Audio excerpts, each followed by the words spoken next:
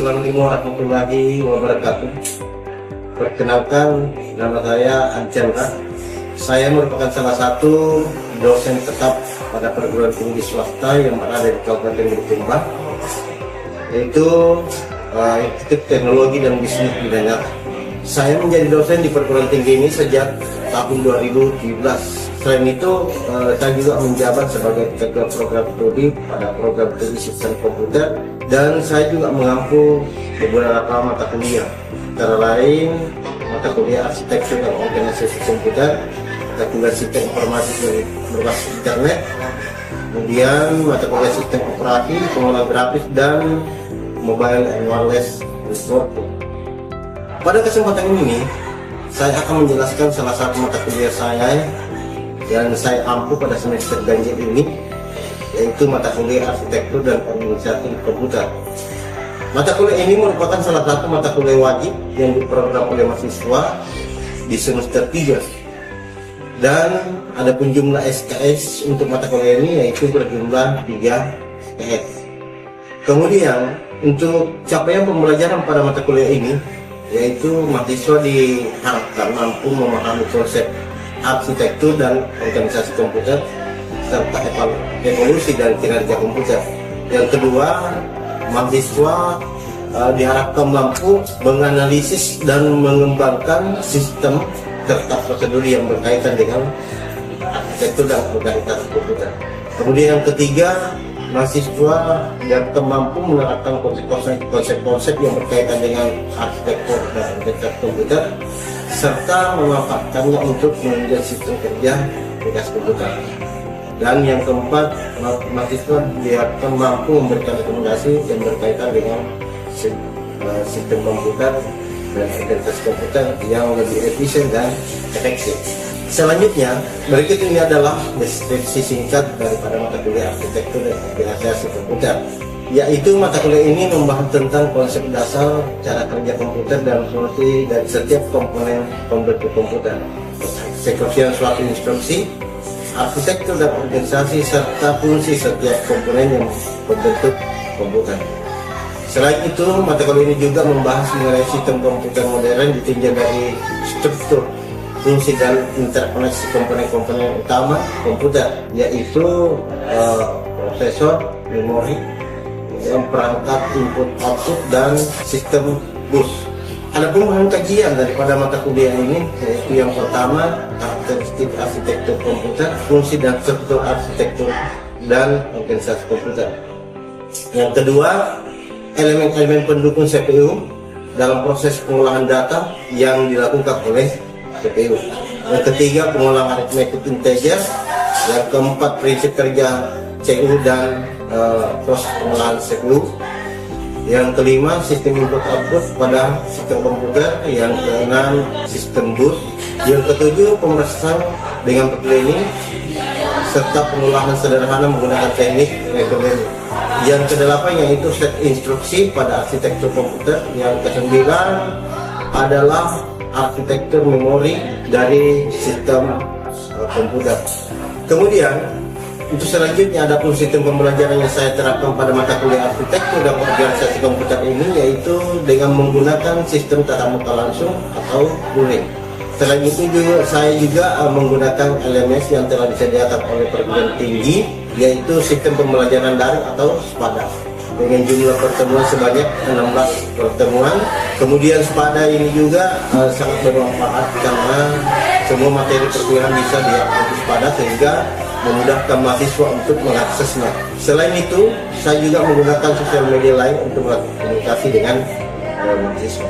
Adapun metode pembelajaran yang saya terapkan pada mata kuliah organisasi komputer yaitu metode ceramah, diskusi, kemudian kuis, dan pemberian tugas baik secara personal maupun secara kelompok. Adapun interaksi pembelajaran yang saya gunakan pada mata kuliah arsitektur dan organisasi komputer ini yaitu interaksi langsung di dalam kelas. Selain itu bisa juga kadang melalui LMS pada email dan sosial group. Kemudian ada mekanisme penilaian yang saya gunakan pada mata kuliah arsitektur dan organisasi komputer ini. Yang pertama, kehadiran dan kuis itu sebanyak 20%. kemudian tugas sebanyak 20%, kemudian ada UTS dan UAS itu masing-masing 30%. Baiklah, selanjutnya saya akan menampilkan video pembelajaran saya di dalam kelas, yaitu mata kuliah arsitektur dan organisasi komputer.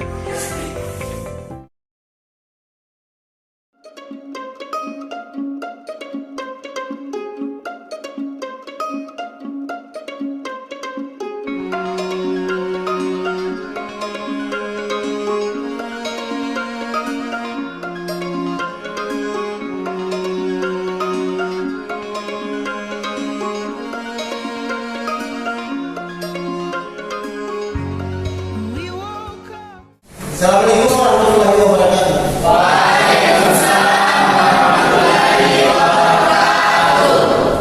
Gimana kabarnya hari ini? Alhamdulillah. Ya, syukurlah kalau hari ini kabarnya baik-baik semua.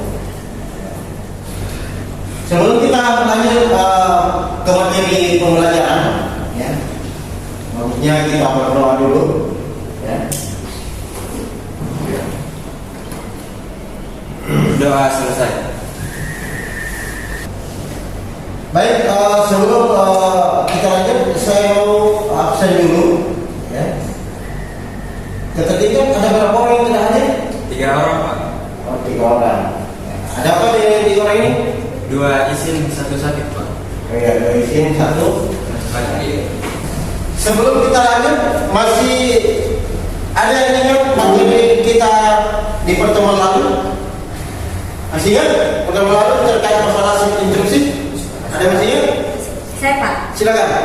Minggu lalu kita sudah membahas tentang materi elemen-elemen dari instruksi mesin, yaitu yang terdiri dari operation code, source operand reference, result operand reference, dan next instruction reference. Mungkin itu Pak.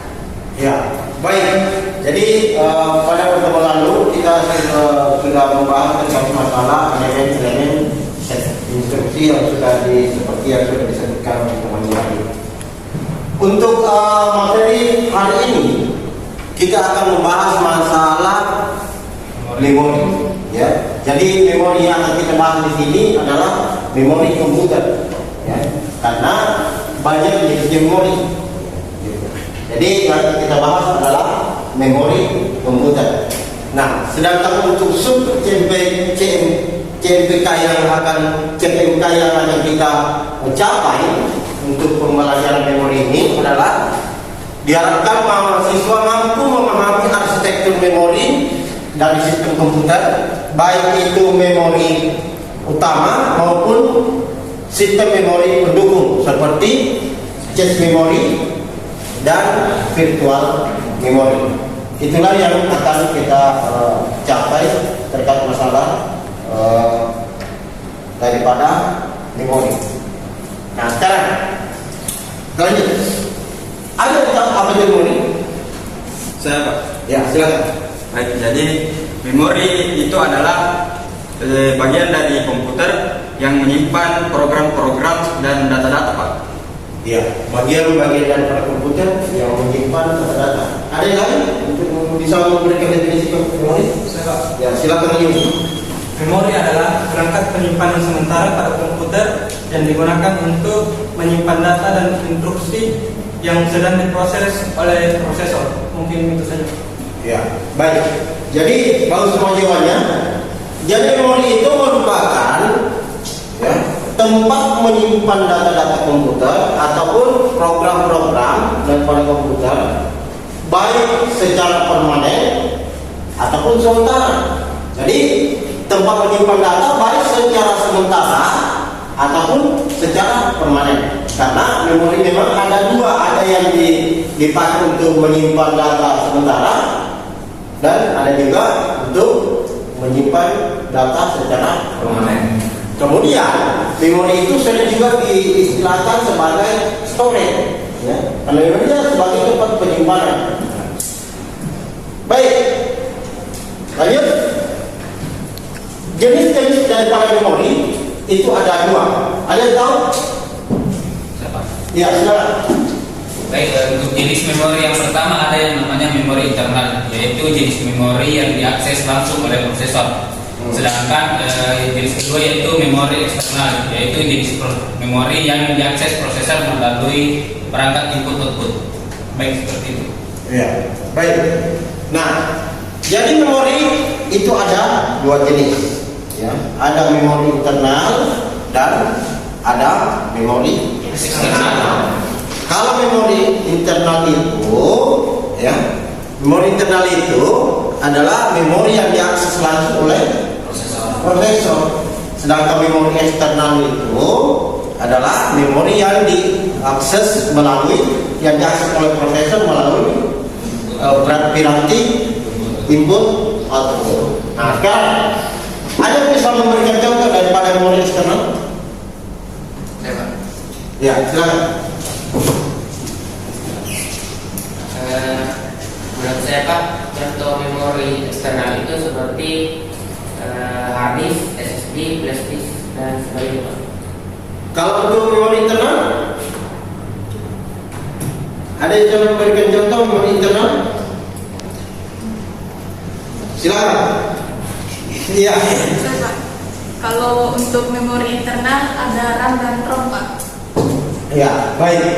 Jadi memori internal itu contohnya ada RAM, register dan ROM.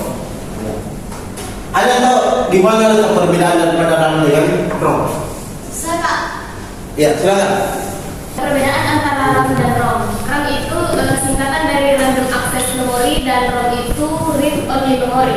Nah, keduanya ini sama-sama bagian penting dari komputer, tapi fungsinya beda. Jadi di RAM itu tempat penyimpanan sementara yang dipakai saat perangkat sedang menyala. Misalnya ketika kita membuka aplikasi, datanya itu dimuat ke RAM dulu, biar aplikasinya bisa dijalankan dengan cepat. Tapi begitu komputernya dimatikan, semua data yang ada di RAM itu akan hilang. Nah, berbeda lagi dengan ROM, itu tempat penyimpanan permanen, di mana ROM ini biasanya menyimpan seperti data penting kayak firmware atau sistem operasi. Nah, mulanya aplikasi juga disimpan di ROM sebelum dijalankan oleh RAM.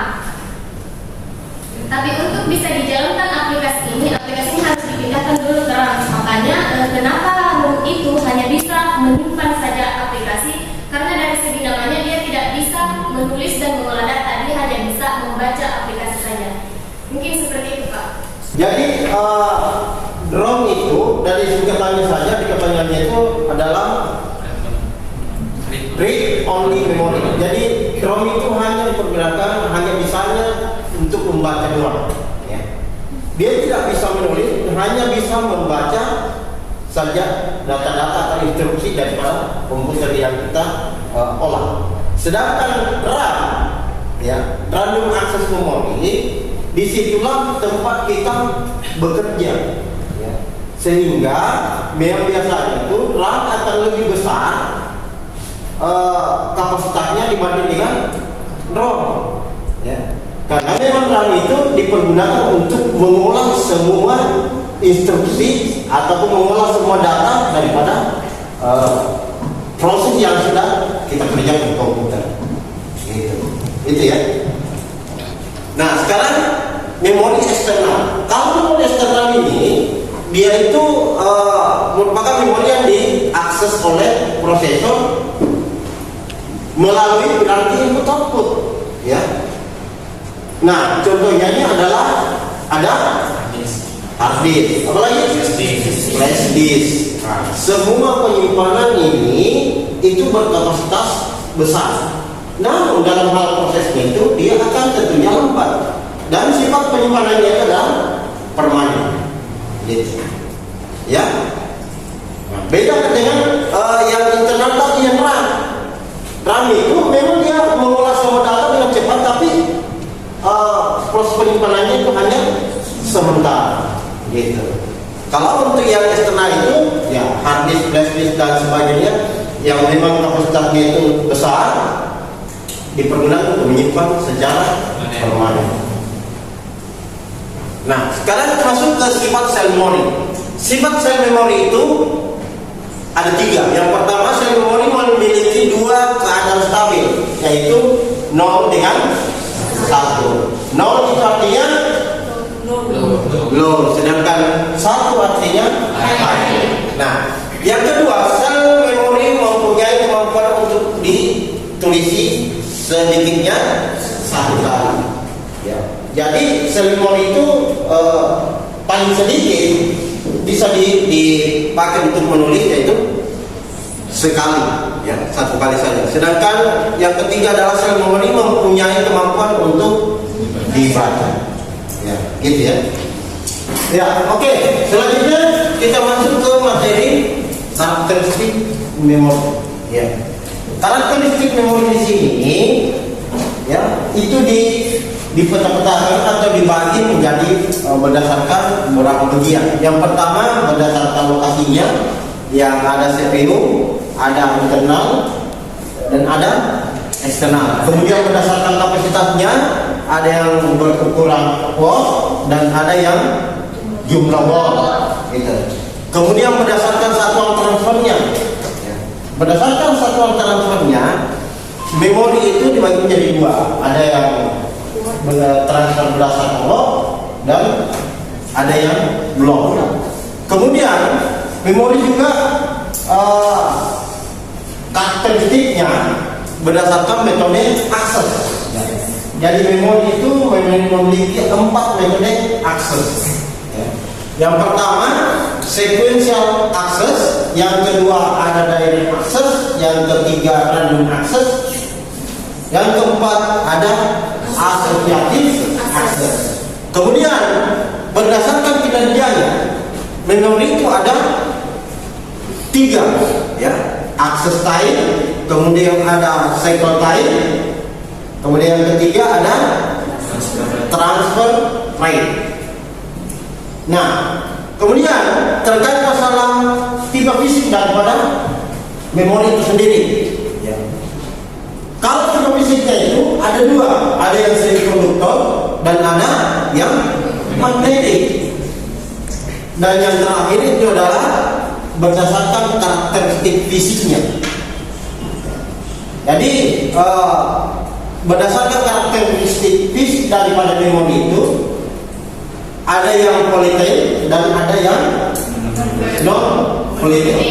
Dan yang kedua ada yang irreversible dan ada non irreversible. Gitu. Jadi ada 7 daripada karakteristik memori. Ya.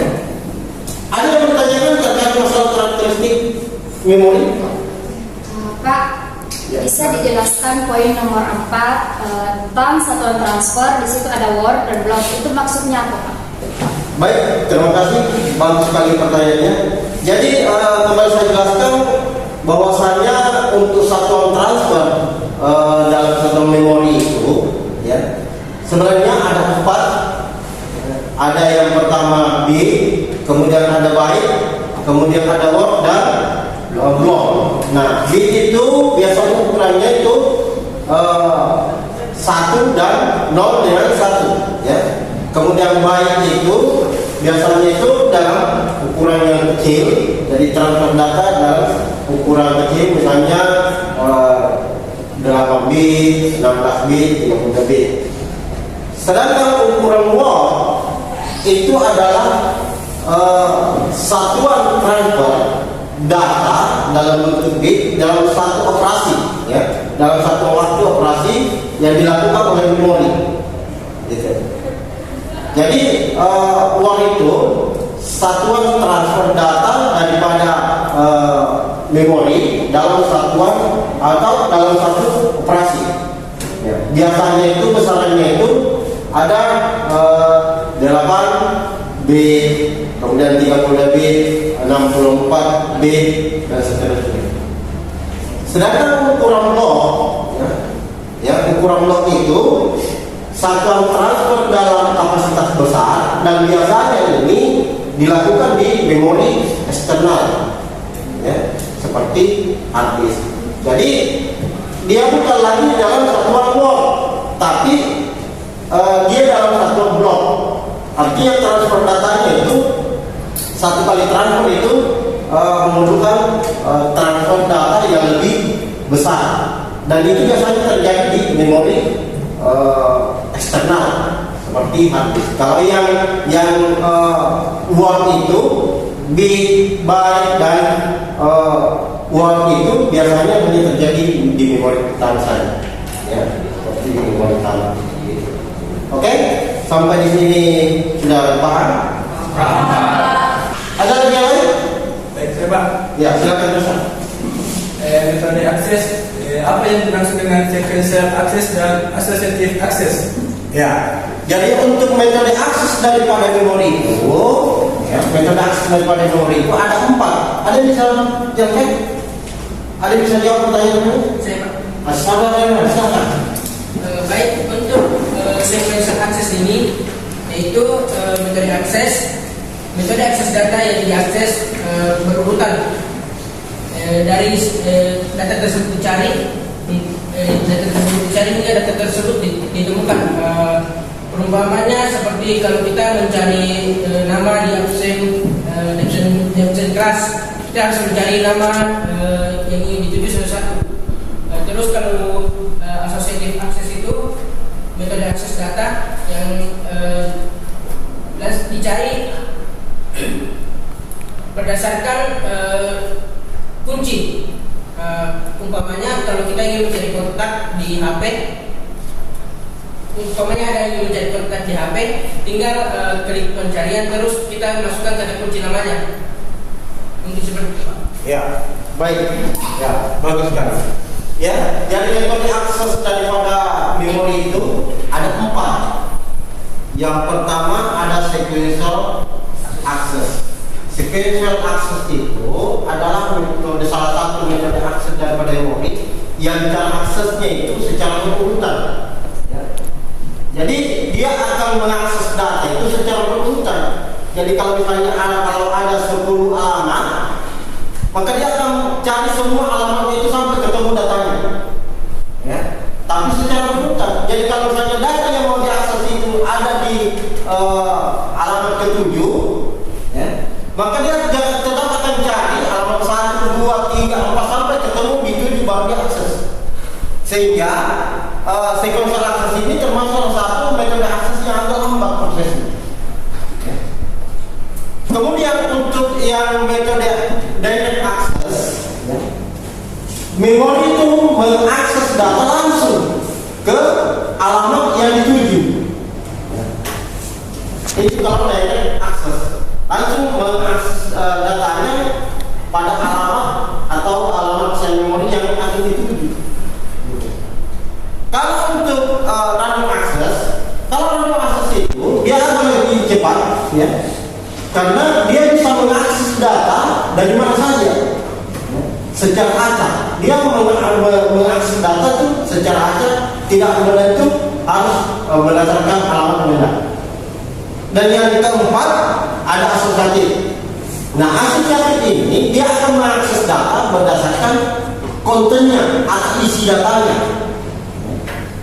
Jadi pada data itu, semua data itu pasti akan memiliki sel kunci.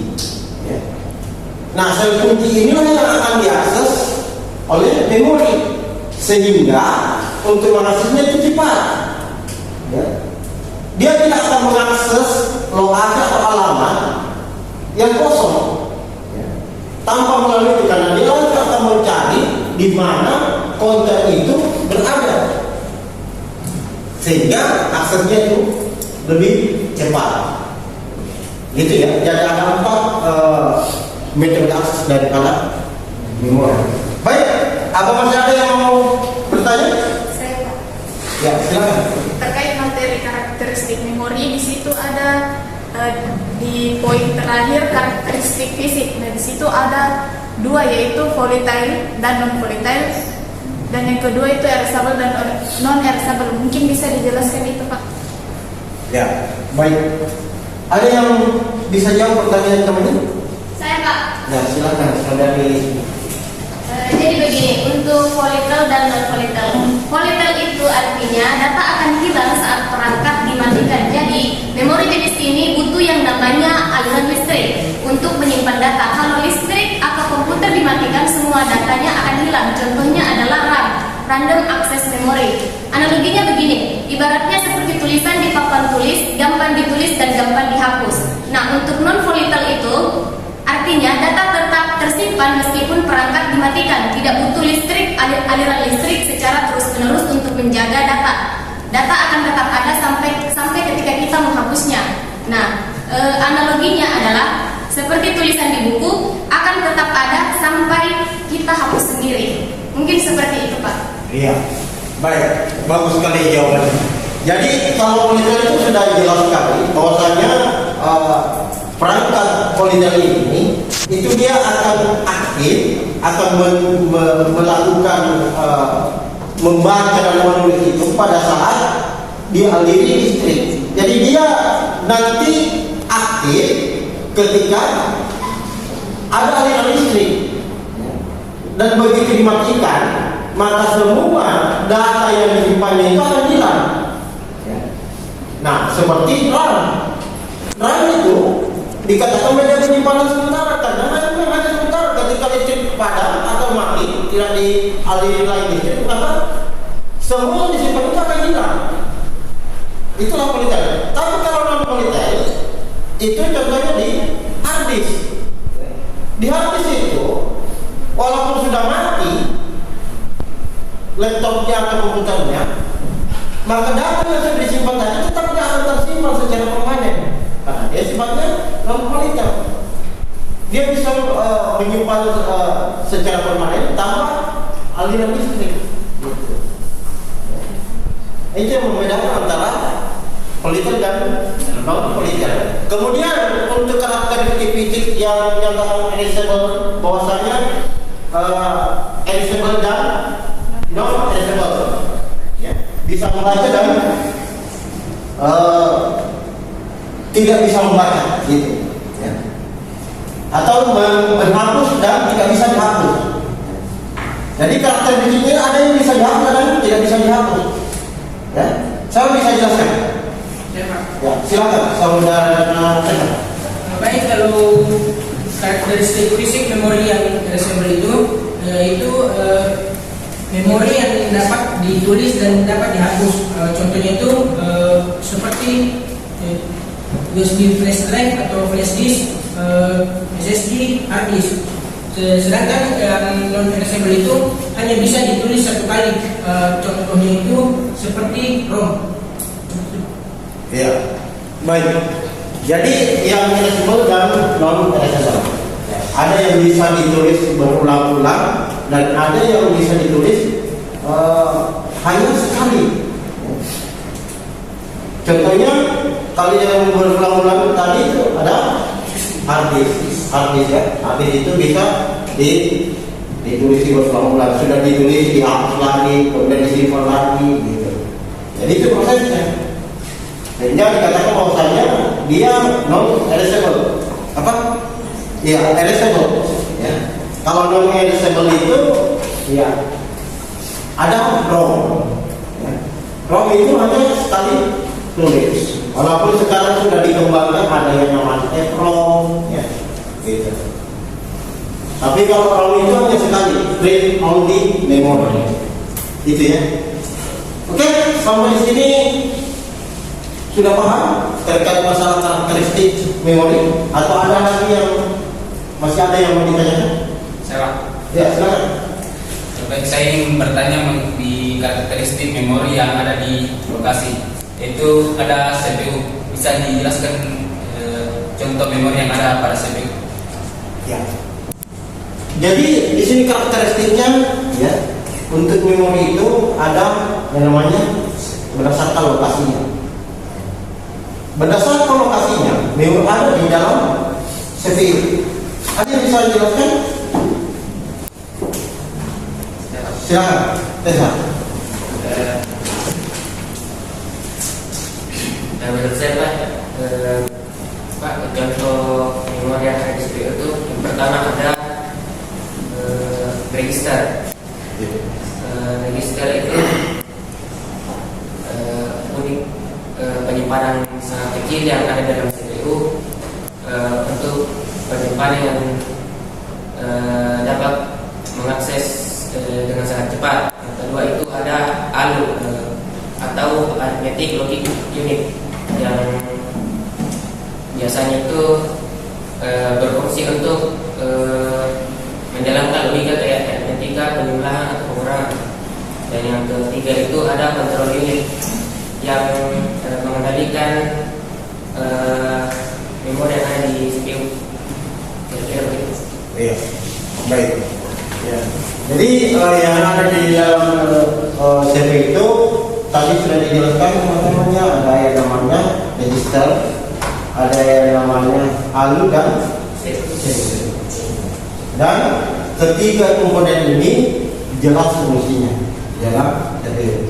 Ya. Ada yang berfungsi untuk menghitung, memproses logika, ada yang untuk mengontrol data hasil pemrosesan, ya. Kemudian register untuk membantu pemrosesan supaya prosesnya cepat. Ini yang ada di dalam CPU. Begitu ya, saudara Anda? Ya. Baik, masih ada? Kalau sudah tidak ada, ya.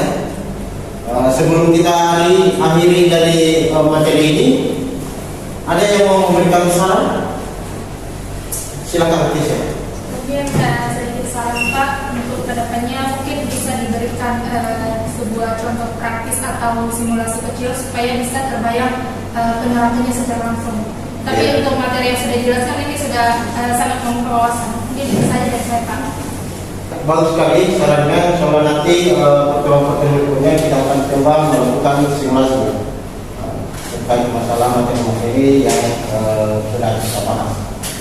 Nah, kalau sudah tidak ada lagi, ya saya akan memberikan tugas ya yang akan dikerjakan di rumah, yang bisa secara kelompok, ya satu kelompoknya 2 orang, ya.